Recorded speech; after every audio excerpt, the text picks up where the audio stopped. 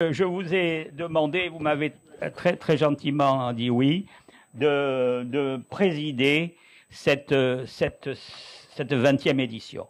Et à cette occasion, je tiens à ce que l'on parle un peu, 2 minutes, 3 minutes, ce que vous voulez, de ce livre que vous avez écrit avec Valérie Bochnek et qui est à l'origine de votre reconversion en comédien de théâtre. Oui, d'abord, juste un mot, si vous me permettez. Plus que jamais, la lecture est indispensable. Nous vivons dans un monde où les enfants ne lisent plus, les enfants sont avec leur portable, le nez dans le portable, ils vivent dans l'immédiateté.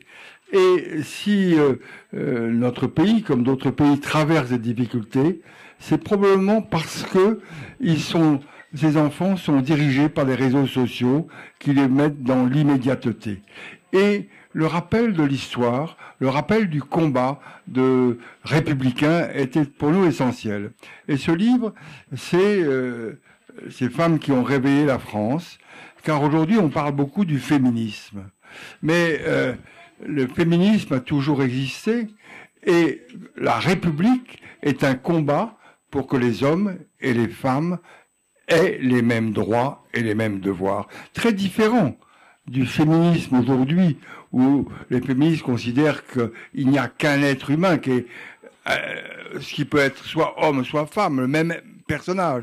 À l'époque, au 19e, au 20e, au début du 21e siècle, il y a 2 catégories d'êtres humains qui sont différents, les hommes, les femmes, mais le système républicain doit faire que les hommes et les femmes aient les mêmes droits et les mêmes libertés. Alors ce livre est né longtemps avant d'avoir une activité politique, j'étais magistrat. Et un jour, je demande au bâtonnier de l'Ordre des avocats de Paris, quelle est la première femme avocate? Il dit, je sais pas. Vous savez pas? Il y a eu serment des premières femmes. Alors, je suis parti à la recherche dans les archives nationales de la première femme avocate. Et elle s'appelle Jeanne Chauvin. Et Jeanne Chauvin veut devenir avocate. Et elle va voir le bâtonnier, et le bâtonnier lui dit, Madame, la justice est quelque chose de sérieux. La place des femmes, c'est pas dans les prétoires. Allez, passez votre chemin. Alors, et j'ai retrouvé les minutes, lorsque la 2e chambre civile de la cour d'appel de Paris reçoit les jeunes garçons pour devenir avocats, pour qu'ils prêtent serment, elle rentre dans le prétoire et s'adresse au bâtonnier. Monsieur bâtonnier, ajoutez-moi à la liste de tous ces jeunes qui vont prêter serment. Le bâtonnier lui dit, Madame, vous sortez du prétoire. Alors elle se tourne vers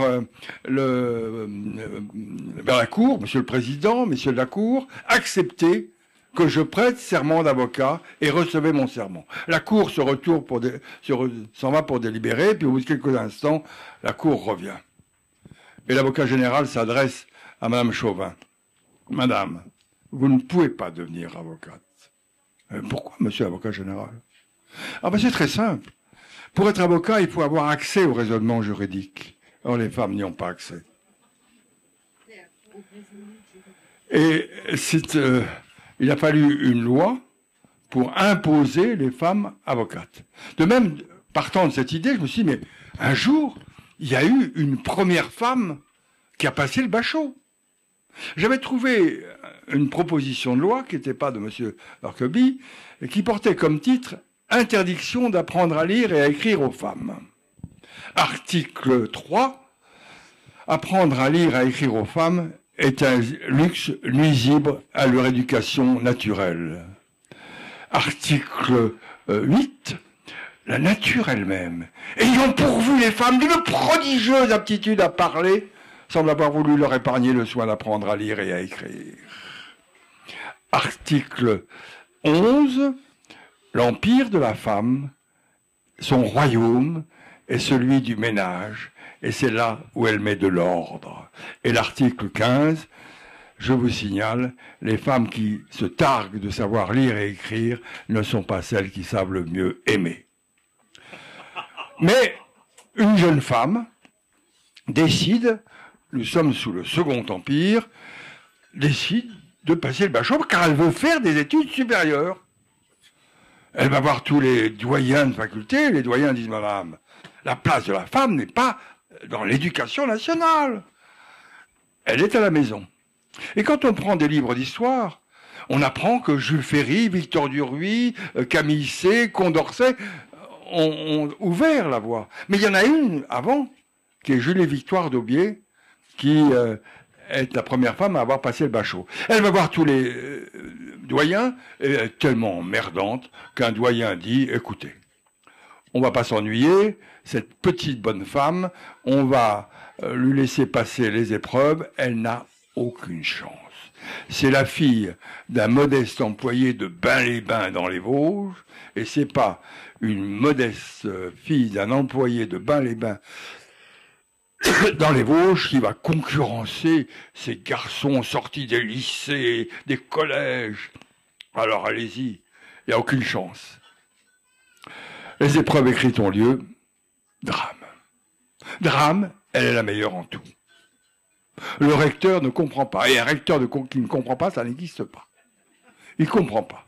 Ce qu'il ne savait pas, c'est que cette Julie Victoire était orpheline depuis l'âge de 5 ans et qu'elle avait été élevée par son frère, un curé érudit, qui lui avait appris le latin, le grec, l'histoire. Bon. L'université est dans tous ses états. Mais le doyen de Paris dit, écoutez, il y a encore l'oral. Et là, le personnel de l'éducation nationale pour l'oral, il est remarquable. D'abord, on désigne que des professeurs, pour le jury, qui ont déclaré publiquement qu'ils ne voyaient pas l'intérêt pour une femme de passer le bachot et de rentrer dans l'enseignement supérieur. On déplace les épreuves ont lieu, sauf en mathématiques, elle est la meilleure en tout. Drame. Drame épouvantable. Alors qu'est-ce que fait un haut fonctionnaire à cette époque-là? Quand il ne sait pas régler un problème, il ouvre un parapluie. Il va voir le ministre. Monsieur le ministre, on a un problème. Une femme a réussi le bachot. Et les ministres de l'instruction publique, ils ne veulent pas de drame. Ils ne vont pas passer leurs vacances à Ibiza. Ils ne veulent pas de drame. Et le ministre de l'Éducation nationale, qui ne veut pas de drame avec ses universitaires, fait une déclaration publique en disant, en tant que ministre de l'Instruction publique, et pour ne pas déshonorer mon administration, je ne signerai jamais le diplôme de bachelière à une femme. Et voilà, cette Julie Victoire va se battre, et finalement, grâce à l'appui de l'impératrice Eugénie, le Conseil des ministres, car aucun ministre ne veut signer le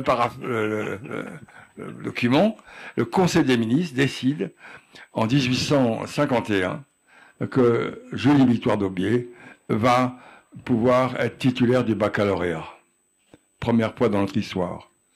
Tournant essentiel, car désormais Julie Victoire s'inscrit à la faculté, et ce n'est pas Jules Ferry, ni Victor Duruy qui ont ouvert l'université aux femmes, c'est Julie Victoire par son courage. Et c'est ça l'histoire qu'on raconte. Et tout ce qu'on raconte, nous l'avons trouvé dans les archives. Je pense à la première femme médecin qui rentre dans l'amphithéâtre de la faculté de droit de médecine, cachée derrière le professeur. Et le doyen de médecine explique dans un article au quotidien du médecin qu'une femme médecin est un être particulier, psychologiquement douteux, hermaphrodite, en tout cas sans sexe, et un monstre. Et il faut là encore qu'elle se batte et qu'on arrive ainsi à la première femme médecine. Ce que je veux dire, c'est que tous ces combats de ces femmes, il y en a beaucoup d'autres, c'est un combat républicain. Elles ne demandent pas à être des hommes. Elles demandent simplement qu'en être humain, elles aient les mêmes droits et les mêmes devoirs. Et c'est ça qu'on devrait apprendre à nos enfants. D'abord, la ténacité, car toutes ces jeunes femmes ont ont eu contre eux la société des hommes, mais elles n'ont jamais posé le baluchon à côté de la route, et elles ont convaincu de leur bon droit, sont arrivées à faire triompher. Et c'est pour ça que l'apprentissage de l'histoire de France est essentiel. Voilà ce livre, et nous en avons fait une pièce, nous l'avons joué 140 fois à Paris, nous avons entamé une tournée avec Valérie dans 40 villes de France, là nous arrivons du Liban, nous repartons le 3 septembre en Grèce, au Luxembourg, en Suisse, en Belgique, et nous faisons 70 villes de France après, et notre bonheur a été de venir jouer à Lège-Cap-Ferret. Alors je dois vous dire que j'ai eu un grand problème, car le réalisateur qui aime les foules, je lui dis, moi, on va à Arcachon, moi je vais à Lège-Cap-Ferret. C'est où ça? Ben, j'ai dit, c'est Lège. Mais il me dit, il y a une salle, j'ai dit, la salle municipale. Mais vous ne pensez pas. Je dis, c'est incontournable. Où c'est Lège, et si c'est pas Lège, je m'arrête, et on ne joue plus. Alors il a cédé, mais il n'est pas venu parce que c'était trop loin pour lui. Il préfère venir au Liban. Voilà, donc c'est l'histoire, et je crois qu'aujourd'hui où on a perdu nos repères, il est essentiel pour nos enfants de réapprendre l'histoire, comme il est essentiel pour nos enfants de rapprendre l'instruction civique, l'éducation civique et la notion de responsabilité. J'étais très frappé de cette notion de responsabilité. Il y a quelques jours, avec mes petits-enfants, sur la plage, on passe le matin et on ramasse ce qu'on trouve, bouteilles de Coca-Cola, chewing-gum. Et au moment où on ramasse, il y a une dame qui fume, sur la plage, qui écrase ses mégots. Alors, je vais la voir. Et je dis, madame, d'abord, c'est pas bon de fumer. Deuxièmement, depuis 10 ans, 20 ans, on explique que la cigarette est une source de nuisance pour l'environnement, pour les poissons. Elle me regarde et elle me dit, monsieur, je paye des impôts. Oui, mais tout ça, c'est l'absence de responsabilité collective, c'est l'absence du sens civique. Voilà, je ne parle plus parce que vous me diriez que je parle plus que monsieur Orquevy, ce qui n'est jamais vrai. Jamais.